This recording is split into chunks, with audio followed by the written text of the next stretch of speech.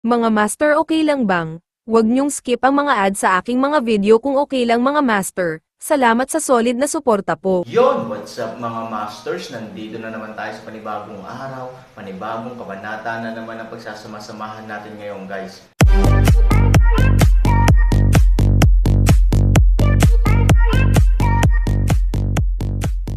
Bali mga masters, kung bago ka pa lang po sa aking YouTube channel, please click the subscribe button, lalong-lalo na po yung notification bell guys, para maging connected pa rin tayo sa isa't isa at maging updated kayo sa mga susunod ko pang video.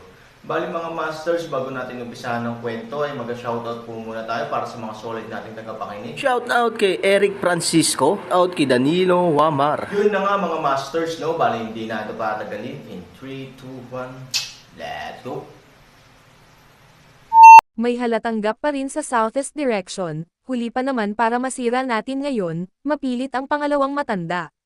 Lumingon sa likod ng grupo ng mga tao, sa likod ng walang katapusang agos ng mga watawat ng palasyo ng tubig, siguradong, may isang hindi sinasadyang maliit na sulok na isang maliit na agwat lamang sa siksik ang pulutong na ito. Kung pinangunahan nila ang mga tropa sa pag-atake sa oras na ito, malinaw na ang isang grupo sa kanila ay magkakaroon ng pagkakataon na matagumpay na masira ang puwang na iyon. Kuya, kung iingatan mo ang berdeng burol, hindi ka matatakot na maubusan ng panggatong. Kung tayo ay tuluyang mapapawi sa labanang ito, tayo ay lubos na mawawalan ng pag-asa sa bagay na ito. Kuya, napaharap sa udyok ng tatlong magkakapatid, natarante talaga ang matanda, gayunpaman, sa oras na ito, siya ay naging mas at higit na mulat na siya ay dapat gumawa ng isang mapagpasyang desisyon. Lahat ay sumusunod sa aking utos. Oo, sabay-sabay na sagot ng lahat. Pangalanan ng mga tropa, tipunin silang lahat, humarap sa likod mo, at sumama sa akin. Oo, tama ang sinabi nila, kung napakaraming kapatid ang kailangang sirain para lamang sa isang maliit na pagtatalo sa moral, kung gayon ito ang magiging pinakamalaking hindi karapat-dapat. Hanggat nag-withdraw tayo sa oras, maaari nating magamit ang hindi kapansin-pansing maliit na agwat upang ganap na makamit ang isang malaking tagumpay. Sa pag-iisip nito, ang grupo ng mga tao ay hindi nag-atubili, sa pangunguna ng dakilang elder, mabilis silang sumugod patungo sa puwang sa likuran nila. Ang koponan ay hindi karaniwang nagkakaisa, maging ang apat na matatanda na karaniwang may sariling pag-iisip ay hindi pangkaraniwang nagkakaisa sa panahong ito. Dahil alam na alam nilang lahat ang isang bagay, iyon ay, ang kasunod na matagumpay na breakout ay ang kanilang tanging paraan at pagkakataon, alam naman nilang lahat na kapag nakaligtaan nila ito, mamamatay silang lahat dito. Sa makatuwid, dapat nilang samantalahin ang pambihirang pagkakataong ito. Sige na, galit na umuungal ang tropa at mabilis na sumugod sa direksyon na iyon. Sa katunayan, ang kanilang mga hula ay lubos na tama, at ang kanilang mga obserbasyon ay napakatumpak din. Ang puwang na iyon ay talagang isang napakalinaw na puwang, pagkatapos ng isang grupo ng mga tao na sumugod, hindi sila nakatagpo ng maraming sagabal, sa loob lamang ng ilang round, matagumpay silang nakapasok sa kalagitnaan. Pagkatapos ng ilang rounds ng bakbakan, ganap nilang nakumpleto ang breakout. Han Sanchen, this time, magiging maganda ang kapalaran mo. I will seek revenge from you in the future. Umalangaw-ngaw sa buong kakahuyan ang ayaw at galit na boses ng dakilang elder, pagkatapos nun, palayo ng palayo ang boses. Hanggang sa wakas, tuluyan na siyang naglaho. Tumakbo sila, habulin sila ng mabilis. Agad na sigaw ni Lucien. Sa harap ng dakilang elder, si Lucien ay masyadong bigo, ngayon, sa hukbong nagmumula sa kanyang tabi, tiyak na ayaw niyang palampasin ang ganoong pagkakataon na talunin ang nalunod na aso, kaya hinimok niya si Han Sanchen ng magmadali. Tumango rin si Ero ng nakakaloko, paano niya isusuko ang pagkakataong ito sa oras na ito. Bahagyang ngumiti si Han Sanchen at hindi ito pinansin. Nababalisa si Lucien, Han Sanchen, anong ginagawa mong tulala ka dyan? Hiniling ko na habulin mo ako. Bakit mo hinayaang magkaroon ng butas ang kalaban kaya obviously? Ikaw, hinahayaan mo lang na bumalik sa bundok ang tigre. Nang makitang hindi natin si Han Sanchen, tuluyang nabalisa si Lucien at sumigaw ng balisang kay Han Sanchen. Bagamat hindi kinaya ni Lian Hua ang ugali ng kanyang kapatid, talagang naguguluhan siya, kahit na matagal na siyang hindi nakikipag-ugnayan kay Han Sanchen, Nakikita rin niya na si Han Sanchen ay talagang isang medyo maalalahanin na tao, bakit sila gagawa ng malinaw na flood formation sa oras na ito? Parang hindi talaga ito ang gagawin ni Han Sanchen. Kahit na dumating ang mga friendly forces para suportahan at hindi man lang pinansin ang detalyeng ito, ang personalidad ni Han Sanchen ay dapat na naging sanhi ng pag-urong kaagad ng mga tropa, at pagkatapos ay mabilis na nagsanib puwersa upang tugisin sila, ngunit hindi siya nag-react ngayon. Lu Shen, isara mo yang mabahong bibig mo, wala kang mapagsalitaan dito, galit na sigaw ni Lian Hua. Napag-alitan si Lu Shen. Kahit gaano pa siya kabalisa, wala siyang ibang nagawa kundi ang itikom ang kanyang bibig. Wala man lang pakialam si Han Sanchen sa kanya, tumingin lang siya sa kakaibang baka, pagkatapos nun, nakahinga siya ng maluwag at biglang bumagsak sa lupa, ngumiti siya ng mahina, parang payag na kaming patayin siya, nagtagumpay ang mga inapo, medyo malayo na tayo para mamatay dito, pero ayos lang. Ang kakaibang baka ay ngumiti ng walang magawa at nagsabi, bagamat hindi ko pa rin maintindihan ang nangyayari, ngunit kahit na ano, tayo ay talagang wala sa panganib. Marahan na ngumiti si Han Sanchen, at pagkatapos ay iwinagayway ang kanyang kamay, malapit mo nang maunawaan kung ano ang nangyayari.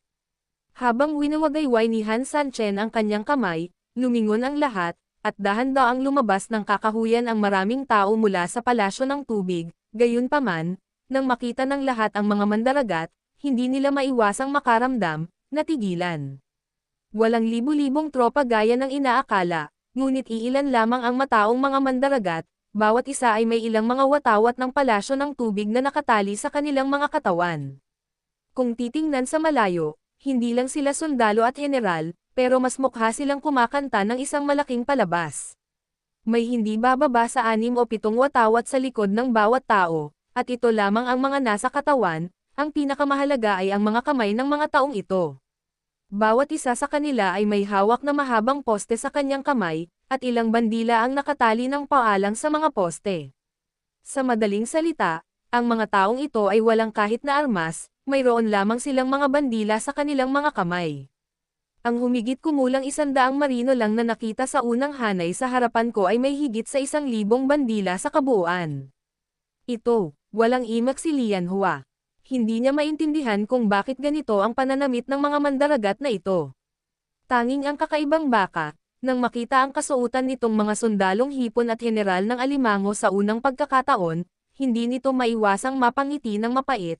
Han Sanchen, matapang ka talaga. Oo, si Han Sanchen ay tiyak na napakatapang, at ang kanyang estilo ng paglalaro ay tiyak na napaka-wild.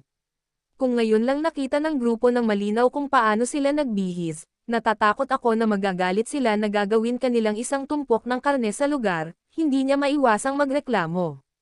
Ito ay talagang totoo, kung gustong malaman ng kabilang partido na ganito ang papasok na hukbo, siguradong magagalit sila at magdudugo ang kanilang mga ulo.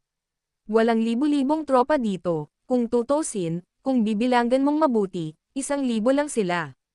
Si Han Sanchen ang sadyang gumawa nito at hiniling sa mga sundalong ito na humawak ng maraming watawat, kaya't nang sumugod sila sa amin mula sa kakahuyan sa makapangyarihang paraan, tinitingnan sila mula sa malayo, tila hindi mabilang sila, libu-libong tao ang nagmamadali patungo sa direksyong ito. Ito ay madaling maunawaan, pagkatapos ng lahat, sa kakahuyan, imposibleng tumpak mong makita ang figure ng isang tao, maaari mo lamang gamitin ang mas malaking bandila upang hatulan ang taong nagmumula sa kabilang panig. Ngumiti ng mahina si Han Sanchen, oo, ito ang plano niya. Pumunta siya sa ilog para maghanap ng mga sundalong hipon at mga general ng alimango, sa katunayan, hindi niya inaayos kung paano sila magkokontra, ngunit hinahayaan niya ang mga taong ito na humawak ng mga inihandang bandila ng maaga, at kasabay nito, naka-standby din sila sa kalapit na tubig. Sa sandaling dumating sila dito, ang mga mandaragat na ito ay maaaring sumugod sa paligid sa pamamagitan ng tubig at lihim na ayusin ang mga inihandang bandila ng palasyo ng tubig o ilang mga sanga ng puno. Siyempre, para makamit ang mga layuning ito ng pananakot, alam na alam ni Han Sanchen na mayroon pa ring isang pinaka-kritikal na link na nawawala.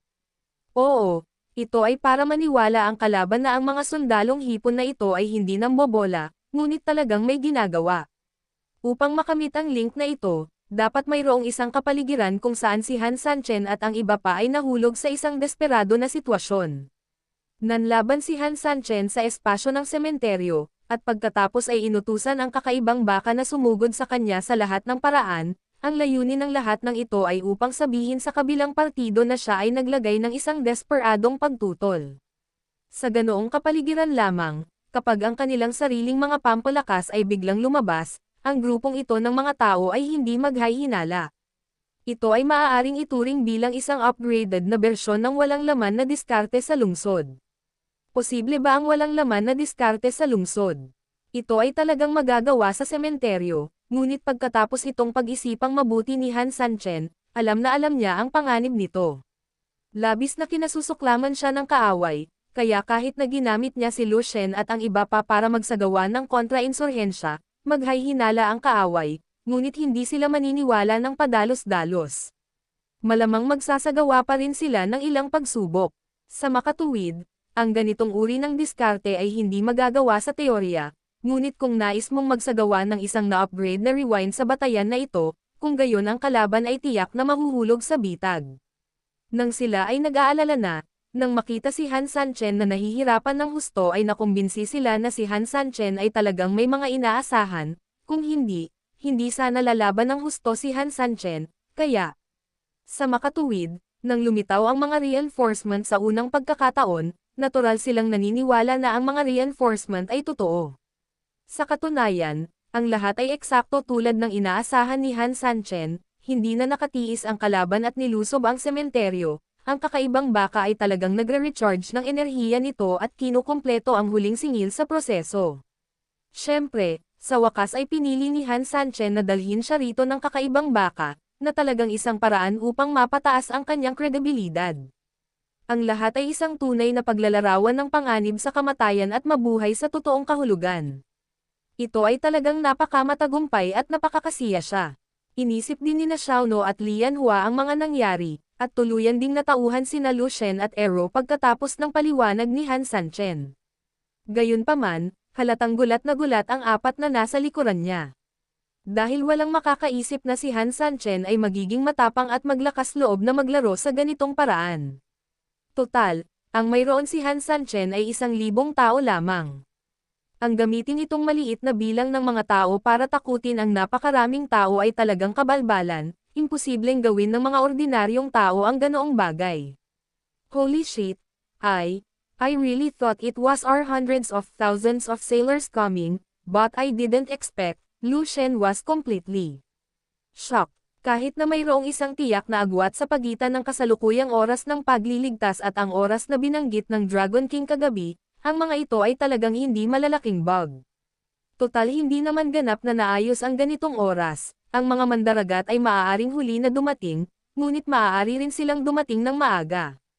Oo nga sa matagal na trabaho, wala na tayong reinforcements, in fact, sila pa lang ang dumating sa umaga, gulat na gulat din si Ero. Gaano kakatapang para linlanggan ang kalaban ng ganito? Anyway, if it were arranged for them, they would never dare to play like this. Ang isang scam ng ganitong sukat ay maaaring ganap na tumaob sa barko kung hindi ka mag-iingat. Ang punto ay, sila ay dapat na labis na nagkasala kapag nagsasabi ng isang malaking kasinungalingan. So, ito ba ang pangunahing dahilan kung bakit hindi mo sinabi sa amin ng maaga? Mahinang sabi ni Xiaono. Tumanggaw si Han Sanchen, oo, sa totoo lang, nasa iisang bangka tayo, kaya wala akong hinala o kawalan ng tiwala sa iyo, ang dahilan kung bakit ayaw kong sabihin sa iyo ay sa totoo lang ay nag-aalala ako sa tibay ng iyong pag-iisip. Marahil pagkatapos mong malaman ang katotohanan, gagawin mo ang lahat ng iyong makakaya upang itago ang iyong pagkakasala sa harap ng kalaban, gayunpaman, sa totoo lang, wala akong ideya kung gaano katanda ang kalaban. Natatakot ako na ang mga taong ito ay talagang may ilang espiritu, kapag napagmasdan natin ang mga banayad na detalye at natuklasan ang mga palatandaan sa mga ekspresyon sa iyong mga mukha, mabibigo ang ating plano. Kapag hindi ko sinabi sa iyo, lahat ng reaksyon mo ay sumusunod talaga sa plano, sa ganitong paraan, hindi lang mapapansin ng kalaban ang anuman, ngunit ang pinakamahalagang bagay ay ang iyong mga reaksyon ay lubos na totoo, at sila ay magiging mas magtiwala sa aking plano. Ito ang pagkaunawa ni Han Sanchen sa mga detalye, hinding-hindi niya makaligtaan ang anumang maliit na detalye. Siya ay palaging naniniwala na lamang kapag ginawa mo ang lahat ng mga detalye ng napakahusay, ang lahat ay lilito na totoo at makatotohanan, mabisa. Mr. Han, ang galing mo, hindi napigilan ng alipin na mapabuntong hininga. I think you must be the saint written in the book. You can remain calm in face of danger and be as steady as a mountain in times of crisis. Si Xiaono ay hindi pa nakakita ng ganoong tao, ngunit ang santo na nakasulat sa aklat ay malamang na walang iba kundi ito. Mahinang ngumiti si Han Sanchen, paano ko may kukumpara ang mga santo? Buti na lang ginamit ng mga santo ang kanilang sariling karunungan at karanasan upang ibuod ang mga landas para sa atin. Pagkatapos ay iningatan ko ang kanilang mga turo sa isip, hindi nang ahas na gumawa ng anumang mga pagkakamali, at pagkatapos ay natapos ang aking plano ng sunod-sunod. Sa katunayan, ang mga bagay na ito ay talagang mga babala na ginamit ng ating mga ninuno ang kanilang sariling mga karanasan at aral upang bigyan ng babala ang mga susunod na henerasyon ng maaga. Sa katunayan, ang kahulugan ng kasaysayan mismo ay narito, ito ay hindi kailanman upang sabihin sa iyo kung ano ang nangyari, ngunit upang hayaan kang maalala ang mga karanasan, aral at kaukulang solusyon na hatid ng mga bagay na ito. Yun na nga mga masters, no? Bali panibagong kabanata na naman yung natapos natin ngayong gabi. Muli, maraming salamat po talaga sa walang sawang suporta po sa aking YouTube channel na talagang inaabangan nyo po ang bawat upload ko po. Bali mga masters, magkita-kita ulit po tayo bukas ng gabi at ngayon po ay magpapaalam po muna tayo. Bali mga masters, bye-bye!